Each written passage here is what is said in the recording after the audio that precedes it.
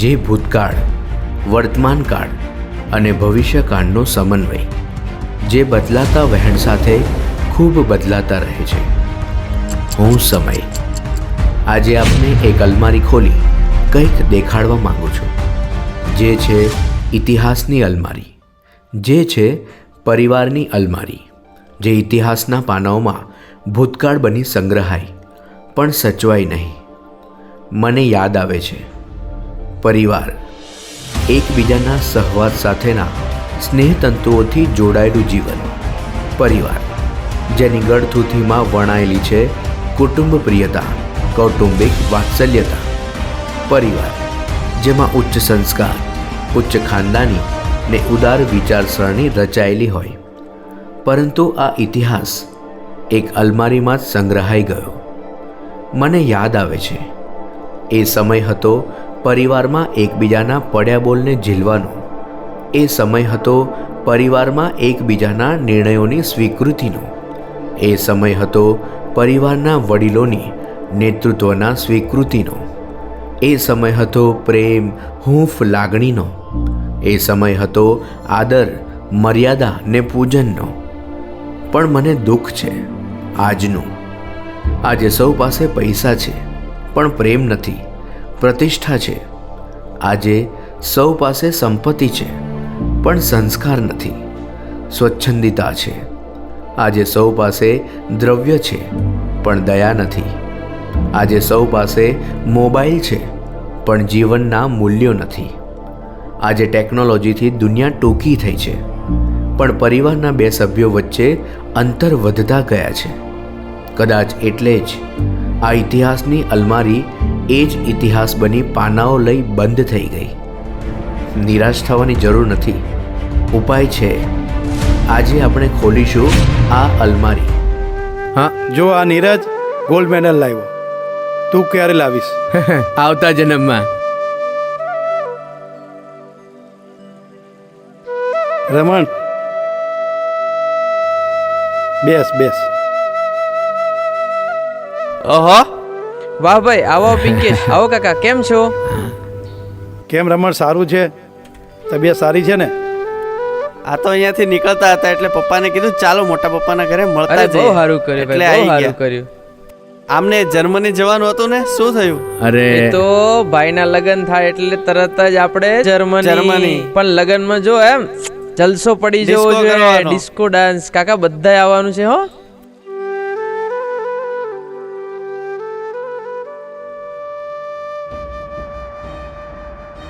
આજે ફેસલો લઈ જ લેવો છે એટલે રોજના ઝઘડા બંધ થાય. પપ્પા, હવે બહુ થયું. હવે આ રોજની કચકચથી હું હવે સાવ કંટાળી ગયો છું. અને ખાસ તો તમારા બિહેવિયરથી. તમને લોકોને કોની સાથે કેવી રીતે રહેવું, કેવી રીતે વાત કરવી એ આવડતું જ નથી. શું મને રહેતા નથી આવડતું એમ? તને જેને રહેતા શીખવાડ્યું એને તું એમ કહે છે કે રહેતા નથી આવડતું? જો તમારો ઉપદેશ છે ને તમારી પાસે રાખો, મને ઉપદેશ આપવાની જરૂર નથી. હા, અને તમે જે મને આ મોટો કર્યો ને એ કોઈ ઉપકાર નથી કર્યો, એ તમારી ફરજ હતી અને તમે તમારી ફરજ નિભાવી છે. બેટા, કેવી આ ઉદ્ધતાથી વાત કરે છે? પહેલા તો તું આવી વાત નહોતો કરતો, હવે આવી વાત કરે છે. પણ તમે અને મમ્મી કરો છો જેવું. અને આ તમારા અને મમ્મીના ત્રાસથી, તમારા આ વર્તનથી હું અને રોનકની મમ્મી બંને કંટાળી ગયા છીએ. અરે એક દિવસ ઘરમાં એવો નથી ગયો કે ઝઘડો ના થયો હોય. મારી એકની જ ફરજ છે, તમારી કોઈ ફરજ નથી મને સાચવવાની? અરે મારે તો સાચવવા જ છે તમને, પણ તમારા નખરા વધતા જાય છે. અરે તમારી જોડે રહેતા પણ મને હવે શરમ આવે છે. મારા મિત્રોને જો ઘરમાં લાવું ને તો મને એમ થાય કે એ લોકો તમને જોઈને શું વિચારશે. બેટા, તને શરમ આવે છે?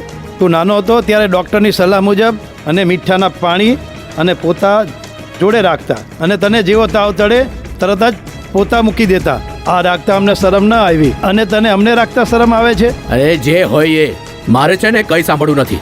હવે હું તમારા ત્રાસથી કંટાળી ગયો છું અને હવે મેં એક નિર્ણય લીધો છે. અને એ નિર્ણય એ છે કે તમારે બંગલાની સામેની જે ઓરડી છે ને ત્યાં રહેવા જતું રહેવાનું છે. અને આ ઘરમાં તો બિલકુલ નથી રહેવાનું. બેટા, રહેવા દે ને. મારે બંગલામાં રહેવાનો કોઈ સ્વાર્થ નથી કે મને ઓરડીમાં રહેવા જવાનું દુઃખ નથી, પણ મારો એટલો સ્વાર્થ છે કે સવાર સાંજ તારું મોં તો જોવા મળે ને. અરે મારે છે કીધું ને, મારે કઈ નથી સાંભળવું. મેં તમને કીધું કે સામેની ઓડીમાં જવાનું છે એટલે જવાનું છે. તમારી બેગ પેક કરો અને ત્યાં જાઓ. ને મારો ઉપકાર માનો કે સામેની ઓડીમાં જવાનું કહું છું, વૃદ્ધાશ્રમમાં નહીં. એટલે તમારો સામાન પેક કરો અને ત્યાં જાઓ. આમે છે ને તમારા અને તમારા દવાના ખર્ચા બહુ વધી ગયા છે, મને પોસાતા નથી. નીકળી જજો. વાંધો નહીં દીકરા, તું અમને ત્યાં મોકલે છે તો અમે ત્યાં રહેવા જતા રહીએ છીએ. પણ જે ખર્ચાની વાત કરી છે તે ભગવાનની દયાથી તને ખર્ચો મોંઘો પડે એમ નથી, પણ તારે અમને જોડે રાખવા જ નથી.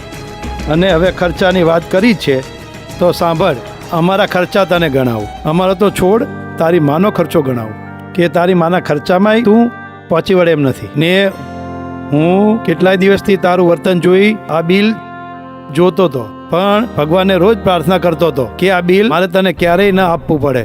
પણ આખરે એ દિવસ આવી જ ગયો. લે આ બિલ. દીકરા, તારી માએ તને 9 મહિના પેટમાં ઉચકી રાખી, તારી સંભાળ રાખી, તેનો ચાર્જ નીલ. તું સાજો માંદો થયો ત્યારે રાતોની રાતો જાગી, સંભાળ રાખી, તેનો ચાર્જ નીલ. તને રોજ નવડાવી, સ્વસ્થ કપડાં પહેરાવી, તૈયાર કરવાનો ચાર્જ નીલ. રોજ ભણાવવાનો અને પરીક્ષામાં તૈયારી કરાવવાનો ચાર્જ નીલ. તને દરરોજ રાત્રે નવી નવી વાર્તા કહી વાલથી ગોદમાં સુવડાવવાનો ચાર્જ નીલ. મારે કઈ સાંભળવું નથી, સામેની ઓરડીમાં ચાલ્યા જાઓ.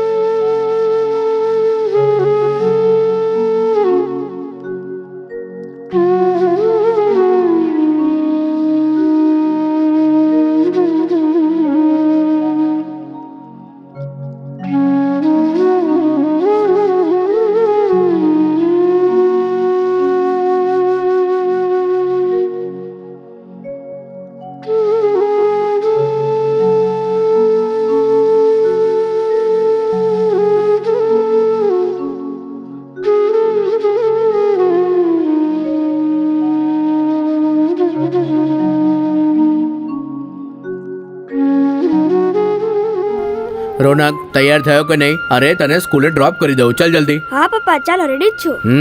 પણ આ શું તે રંગીન કપડાં પહેર્યા? સ્કૂલ યુનિફોર્મ નથી પહેરવાનો? આજે સ્કૂલમાં ફંક્શન છે એટલે યુનિફોર્મ નથી પહેર્યો. અચ્છા.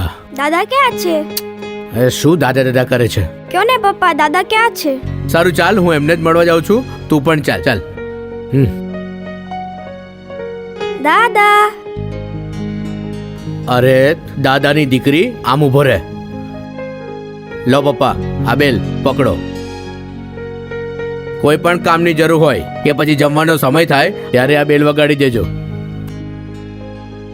એટલે રામુ કાકા આવીને તમને જમવાનું આપી દેશે. બરાબર? ચાલ, સ્કૂલે જવાનું મોડું થાય છે ને દાદા દાદા કરે છે.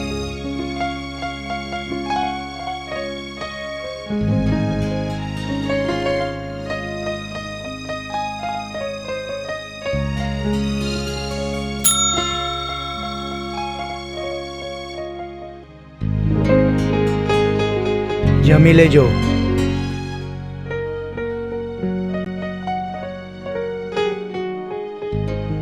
રોનક બેટા, હું જાઉં છું. હે, અને શાંતિથી રમજો.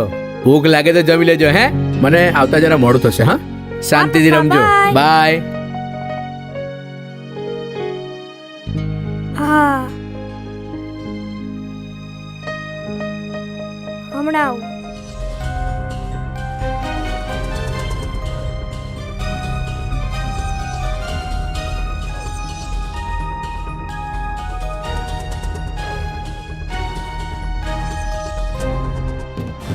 રોનક, રોનક બેટા, બેલ આપી દે.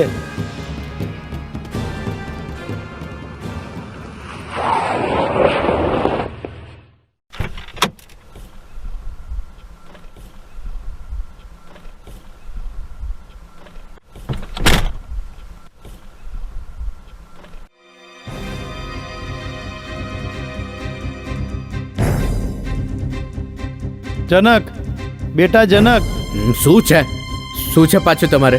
આ ઓરડીમાં આવ્યા પછી પણ તમને નિરાશ નથી અને આમ ઊભા ઊભા બરાડા શું કામ પાડો છો? શાંતિથી રહો અને શાંતિ લેવા દો. બેટા તને બોલાવવાનું એટલું જ કારણ હતું કે હું સવારથી ભૂખ્યો છું. તો પછી ખાઈ લેવું જોઈએ ને. કોઈએ તમને ના પાડી છે? કોઈ જમવા આપે તો જમું ને બેટા. અરે આપણે કોઈ આપવા ના આવે. તમને બેલ આપ્યો છે ને, બેલ વગાડવો જોઈએ ને. પણ એની માટે મારી જોડે બેલ તો હોવો જોઈએ ને, હે? તો વગાડું. બેલ હોવો જોઈએ. તમને આપ્યો તો ને સવારે. ક્યાં ગયો? ખોવી નાખ્યો તમે? ના, ખોયો નથી. સવારે રોનક આવ્યો તો રમત રમતમાં બેલ લઈ ગયો છે અને એટલે હું ભૂખ્યો છું સવારનો. રોનક, અરે ઓ રોનક, હા હા પપ્પા. રોનક, મને એમ કે તે દાદાના રૂમમાંથી બેલ કેમ લઈ લીધો? પપ્પા પપ્પા ના કરીશ, મને જવાબ આપ. પપ્પા સાંભળો, તમે જ્યારે દાદા બનશો ને ત્યારે તમને પણ આ બેલની જરૂર પડશે ને, એટલે મેં અત્યારથી જ સાચવીને મૂકી દીધો છે.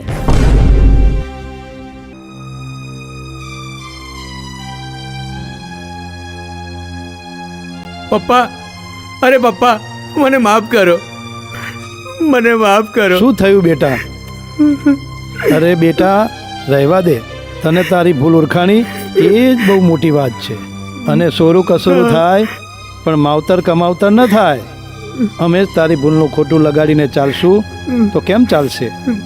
તો કહેતો તો ને પા, અમને સાચવવાની જવાબદારી તમારી છે.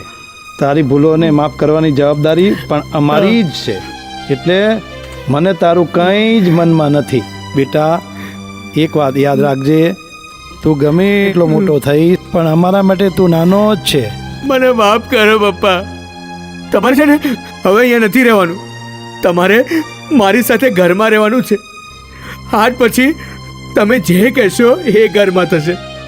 પપ્પા, મને ફરી એક વખત માફ કરી દો. સોરી પપ્પા, મેં મારા જીવનમાં બહુ મોટી ભૂલ કરી છે. તમારા કરેલા ઉપકારને મેં ધૂતકાર્યા છે. મેં તમારા ઉપકારોને ફરજ ગણાવી. મને માફ કરો પપ્પા, માફ કરો. બસ બેટા બસ, મને કંઈ જ મનમાં નથી. કઈ ભૂલ? શું ભૂલ? મને કંઈ યાદ નથી. તું પણ ભૂલી જા. હા પપ્પા, ચાલો ઘરે ચાલો. ચાલો મારી સાથે. તમારે છે ને હવે અમારી સાથે જ રહેવાનું છે.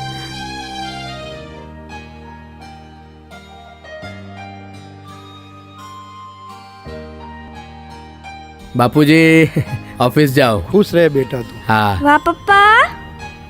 જો દાદા, તમે સમયસર દવા લઈ લેજો અને તું દાદાને હેરાન નહીં કરતો. સાંજે આપણે ફરવા જઈશું. હા.